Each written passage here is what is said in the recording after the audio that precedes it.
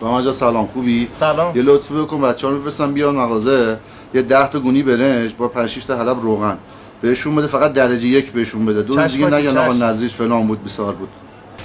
سلام آقایمون دست کردن یه کیک یا بیبی واسه من می‌خری؟ برو بیرون با پول کجا بود؟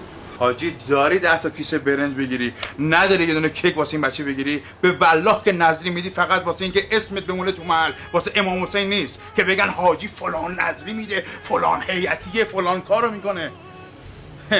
ببین حاج آقا سرت بیار بالا، بیریا باش عمو جان. دل به دست آوردن خیلی قشنگتره تا اینکه اسمت تو محل بمونه.